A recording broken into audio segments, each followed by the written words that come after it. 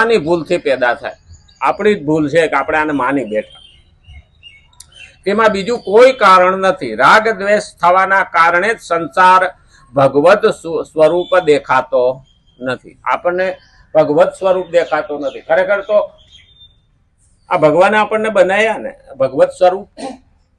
ઘણાને એવું લાગે કે ના ના મારો તો જન્મ થયો, કઈ ભગવાને નથી બનાવ્યા. અરે ભગવાને જ બનાવ્યા છે. ભગવત સ્વરૂપ ક્યારે લાગે?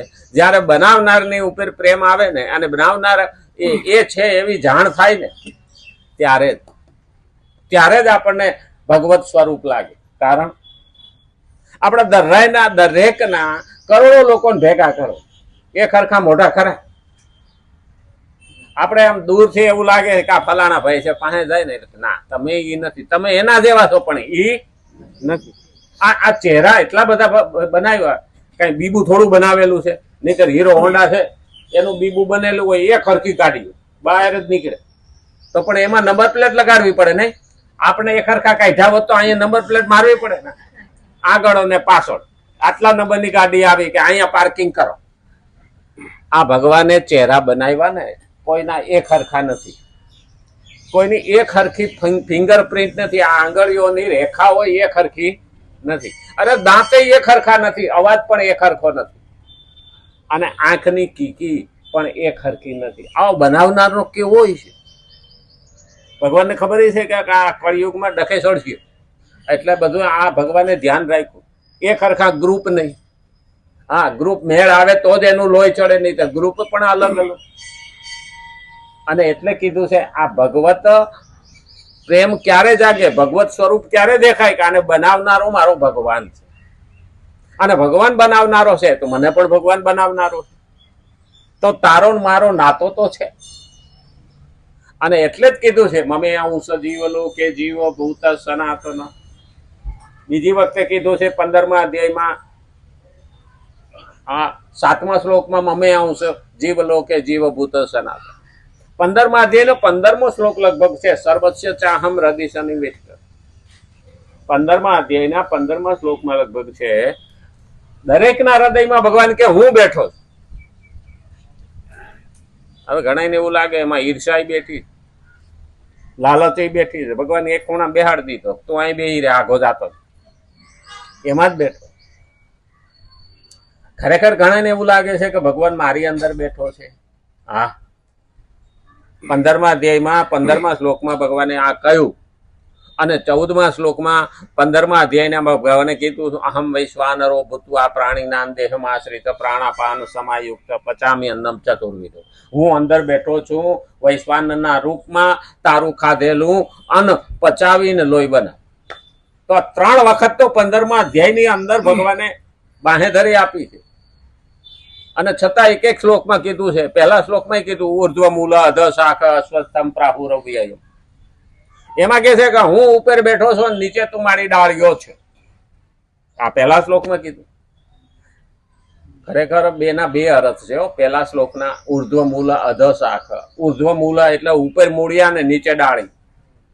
હવે આવું તો કોઈ ઝાડવું છે નહીં. તો ભગવાન આમાં કહેવા માંગે છે કે ઉપર મૂળિયા એટલે આપણા વડવાઓ અને આપણે એની ડાળીઓ.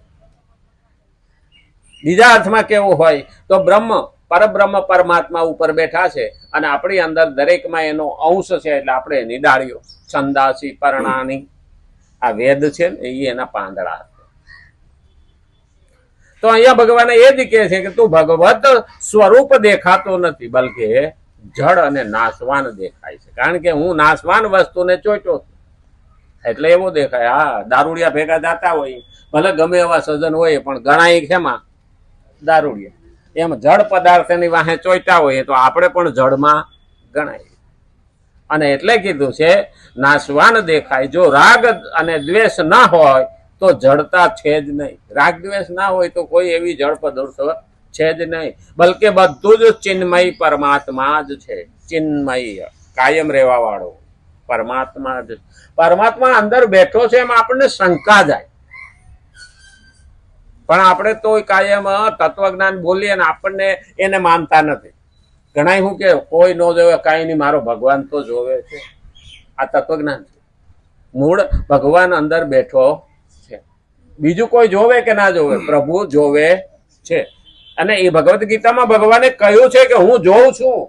પણ કઈ રીતે? આપણે એમ લાગે કે ભગવાન અંદર બેઠો છે ને જો જોતો હોય તો આ હરામખોર દારૂ કેમ પીએ, ચોરી કેમ કરે? પણ એમાં ભગવાને આપણને શબ્દ કયો છે? ઉપદ્રષ્ટા, અનુમંતા, ભરતા, ભોગતા, મહેશ્વર. આ શ્લોકમાં 5 રીતે ભગવાન આપણી અંદર ખીલે. પેલું ભગવાન શું કહે છે કે હું ઉપદ્રષ્ટા તરીકે છું. ગતિર ભરતા પ્રભુ સાક્ષી. ભગવાન કે હું અંદર બેઠો બેઠો જોઉં છું કે તને મેં મનુષ્ય બનાવ્યો, મન બુદ્ધિ આપ્યા, હાથ પગ આપ્યા, છતાં તું હરામખોરી કરે છો. એ તારે જ ભોગવવાની છે. ઉપદ્રષ્ટા. પણ એમને બદલે જયારે ભગવાનની તરફ ભક્તિ કરવા માંડે અને ભગવાન તરફ વળે ત્યારે અનુમંતા, એટલે ભગવાન અનુમતિ આપે કે ના, હવે મારો દીકરો કે દીકરી મારી તરફ આવે છે. અનુમતિ આપે. અનુમંતા, ઉપદ્રષ્ટા, અનુમંતા, ભરતા. પછી તો ભરતા એટલે તો પતિ થાય. સંસ્કૃતમાં ભરતા એટલે પતિ. પતિને આપણે સ્વામી કહીએ. ભગવાન મારો સ્વામી છે, બીજો કોઈ નહીં. હવે આ જયારે મનમાં બેહે ને તો ભગવાન કોણ? નારાયણ સ્વરૂપ. નારાયણ જ મારો સ્વામી થયો ને, બીજો કોઈ મારો સ્વામી નહીં. મારો બીજો કોઈ પરમેશ્વર નહીં, મારો બીજો કોઈ ભગવાન નહીં. મારો સ્વામી તો નારાયણ જ છે. હવે એને ઊંધું કરી નાખો. નારાયણ મારો સ્વામી છે, એને ઊંધું કરી નાખો, સ્વામિનારાયણ થાય. અને આ ભક્તિનું ત્રીજું સ્ટેજ છે. આ કક્ષાએ આવ્યો ભરતા, પછી ભોગતા. ભોગતાનો અર્થ ભગવાન મારા હાથનું ખાય. ભોગતા તો જ થાય. ભગવાન મારા હાથનું ખાય. ભગવાન ક્યારે મારા હાથનું ખાય? જ્યારે હું એને સ્વામી મારા સ્વામી તરીકે સ્વીકારું ને ત્યારે મારા હાથનું રાજી થઈને ખાય. સુલભાની કેળાની છાલ, વિદુરની ભાજી, કર્માનો ખીચડો, આ બધા એના પ્રમાણ છે.